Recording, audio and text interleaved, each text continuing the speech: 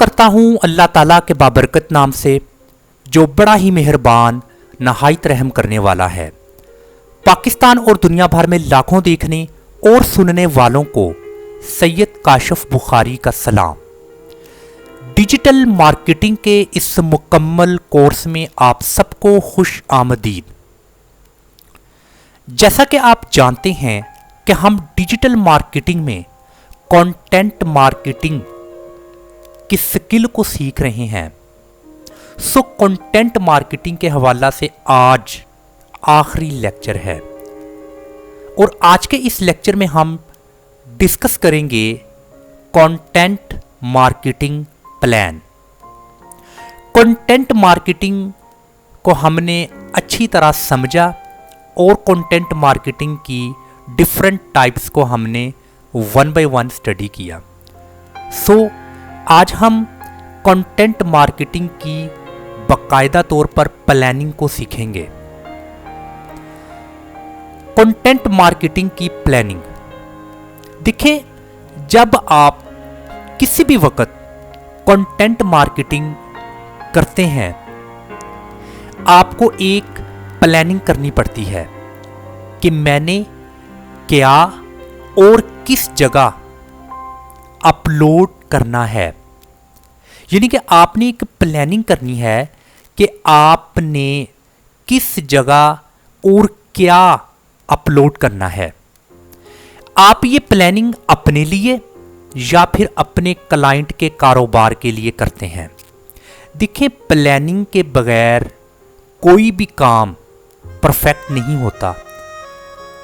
हम किसी भी काम की जब प्लानिंग करते हैं तो वो काम बेहतर अंदाज में सर अंजाम पाता है। सो इसी तरह कंटेंट मार्केटिंग बगैर प्लानिंग के बेहतर नहीं होती। सो अगर आप बेहतरीन कंटेंट मार्केटर बनना चाहते हैं तो उसके लिए आपको एक बेहतरीन प्लानर बनना होगा। सो जब आप प्रॉपर प्लानिंग कर लेते हैं तो फिर आप अपनी प्लानिंग के मुताबिक सब कुछ तरतीब देते हैं। अभी यहाँ पर एक मैंने आपके सामने एक चार्ट के तौर पर आपको समझाने की पूरी कोशिश करूँगा कि आपकी प्लानिंग कुछ ऐसी होनी चाहिए। यहाँ पर है कंटेंट मार्केटिंग प्लान फॉर। आप ये प्लानिंग किसके लिए कर रहे हैं? क्या आप अपने कारोबार के लिए कर रहे हैं? तो यहाँ फिर आप अपने कारोबार का नाम लिखेंगे। अगर ये प्लानिंग आप अपने क्लाइंट के बिजनेस के लिए कर रहे हैं तो फिर आपने उस क्लाइंट के बिजनेस का नाम लिखना है। उसके बाद है कंटेंट मार्केटिंग गोल। देखिए, आपका गोल क्या है? आप कंटेंट मार्केटिंग क्यों कर रहे हैं? क्या आपकी डेस्टिनी है? क्या आप कारोबार की सेल को बढ़ाने के लिए कंटेंट मार्केटिंग कर रहे हैं? क्या आप ज़्यादा से ज़्यादा क्लाइंट से साइन अप करवाना चाहते हैं? मतलब कि आपका गोल जो भी होगा कंटेंट मार्केटिंग के हवाला से आपने यहाँ पर वो गोल मेंशन करना है। हमने अपने लास्ट 5 लेक्चर्स में कंटेंट मार्केटिंग को जिस अंदाज में सीखा, तो मैं समझता हूँ अगर आप लास्ट 5 लेक्चर्स अगर आपने वॉच किए हैं तो आपको इसका बखूबी अंदाज़ा हो चुका होगा कि कंटेंट मार्केटिंग में हमारे गोल कौन कौन से होते हैं। अगर आप फर्स्ट टाइम ये लेक्चर देख रहे हैं तो आप ज़रूर लास्ट 5 लेक्चर्स कंटेंट मार्केटिंग के देखें, तो आपको पता चल जाएगा कि कंटेंट मार्केटिंग में हमारा बेसिक ऑब्जेक्ट्स क्या क्या हो सकते हैं। इसके बाद फर्स्ट कॉलम में है कंटेंट टाइप। यहाँ पर आपने कंटेंट की टाइप लिखनी है, किस किस्म का कंटेंट आप लिख रहे हैं। उसके बाद है प्लेटफॉर्म। आप उस कंटेंट को किस प्लेटफॉर्म पर अपलोड कर रहे हैं? इंस्टाग्राम पर, फेसबुक पर, ट्विटर पर, यूट्यूब पर, यानी कि यहाँ पर डिफरेंट तरह के आपने प्लेटफॉर्म्स का जिक्र करना है। उसके बाद ये यहाँ पर डिफरेंट डेट हैं कि किस डेट को किस प्लेटफॉर्म पर कौन से कंटेंट टाइप को आपने अपलोड किया है। जैसा कि यहाँ पर मैंने मज़ीद इसको वाज़ह कर दिया कि कंटेंट टाइप जैसा कि है इन्फोग्राफिक्स, और मैंने प्लेटफॉर्म का इस्तेमाल किया है फेसबुक, और यहाँ पर मैंने डेट या डे यहाँ पर मैंने मेंशन किया है। इस डेट को मैंने फेसबुक पर इन्फोग्राफिक्स कंटेंट टाइप को मैंने अपलोड किया है। तो इस तरीके से आप इसको टिक भी कर सकते हैं, इसको आप सर्कल भी यहाँ पर लगा सकते हैं। जस्ट आपको अंडरस्टैंड करना है, आपको आपकी याद दहानी के लिए किस डेट को किस प्लेटफॉर्म पर कौन सी कंटेंट टाइप को आपने अपलोड किया है। इसी तरह सेकंड है ब्लॉग पोस्ट।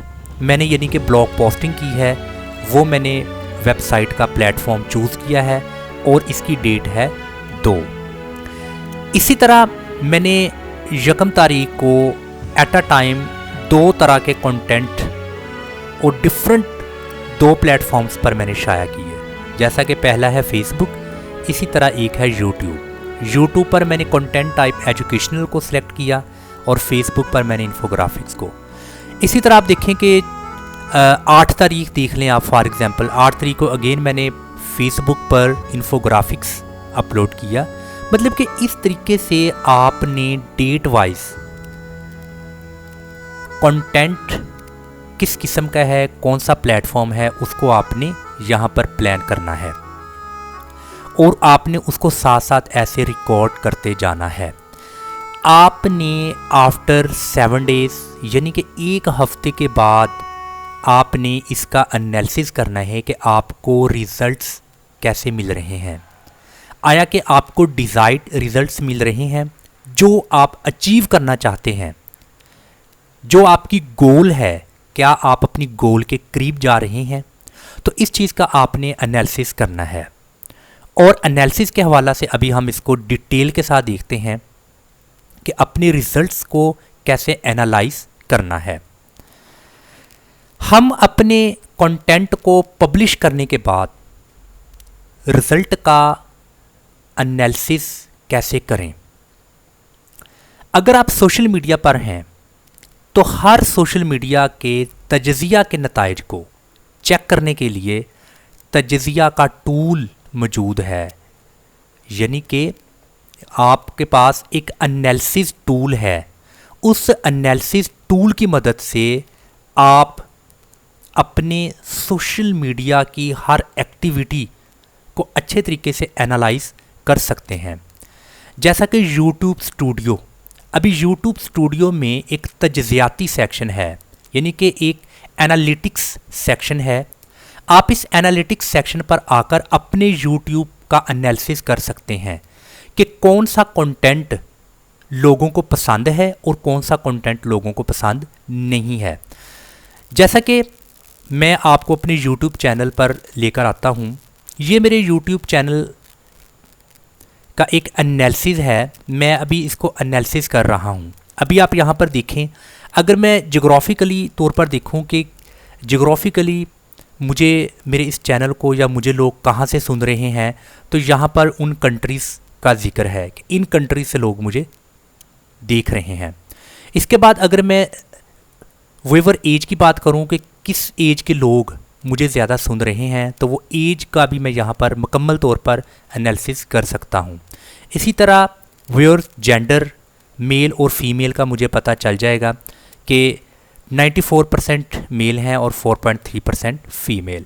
इसी तरह अगर मैं डेट वाइज देखूँ मुझे कितने व्यू मिल रहे हैं, तो वो डेट वाइज यहाँ पर तमाम व्यू आप देख सकते हैं और ये मुकम्मल तौर पर आप इसका एनालिसिस कर सकते हैं अगर आप सोशल मीडिया पर हैं। ओके, अगर आप ब्लॉग पोस्ट कर रहे हैं, किसी वेबसाइट पर आप ब्लॉगिंग कर रहे हैं, तो फिर आपको गूगल एनालिटिक्स का इस्तेमाल करना पड़ेगा।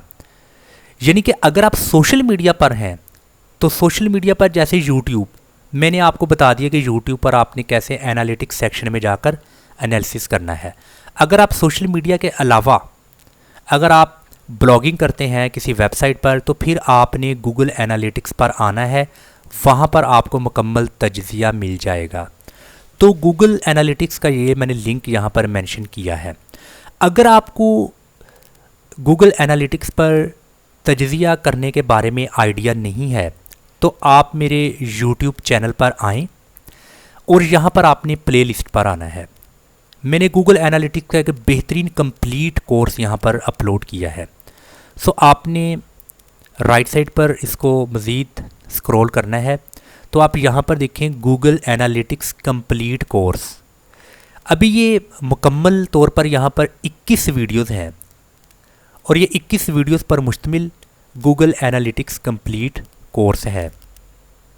अगर आप ब्लॉगिंग कर रहे हैं तो आप इस कोर्स पर आएँ, इसको देखें और आपको एक एक्चुअली पता चल जाएगा कि मेरी ब्लॉगिंग मेरे कारोबार के लिए फ़ायदेमंद है या नहीं। सो इसका लिंक नीचे मैं डिस्क्रिप्शन में मेंशन कर देता हूँ। आप नीचे डिस्क्रिप्शन में इस लिंक पर आएँ तो ये मुकम्मल कोर्स की प्लेलिस्ट आपको मिल जाएगी। और यहाँ पर भी ये इसका मैंने लिंक मेंशन कर दिया है तो आप देख लें कि आप इस लिंक पर आएंगे तो मुकम्मल प्लेलिस्ट आपको ये गूगल एनालिटिक्स की मिल जाएगी। सो मैं उम्मीद करता हूँ कि आज का हमारा कंटेंट मार्केटिंग के हवाला से जो आखिरी लेक्चर था वो आपको इसकी समझ आ चुकी होगी कि कंटेंट मार्केटिंग को आपने प्लान कैसे करना है। सो इस प्लानिंग की जो सबसे मेन वजह है कि आपने अपने गोल को अचीव करना है। सो हर हफ्ते के इख्तिताम पर आपने एनालिसिस करना है कि मेरा जो गोल है उसके मैं कितना करीब हूँ, कितने मुझे पॉजिटिव रिज़ल्ट्स मिल रहे हैं और कितने मुझे नेगेटिव रिज़ल्ट्स मिल रहे हैं। सो अगर किसी भी तरह का कोई भी क्वेश्चन आपके माइंड में है तो आप मुझसे पूछ सकते हैं। इंशाल्लाह ताला डिजिटल मार्केटिंग के हवाला से एक और बेहतरीन स्किल मैं आपकी खिदमत में बहुत जल्द लेकर आ रहा हूँ। तब तक के लिए इजाज़त। अस्सलाम वालेकुम व रहमतुल्लाह।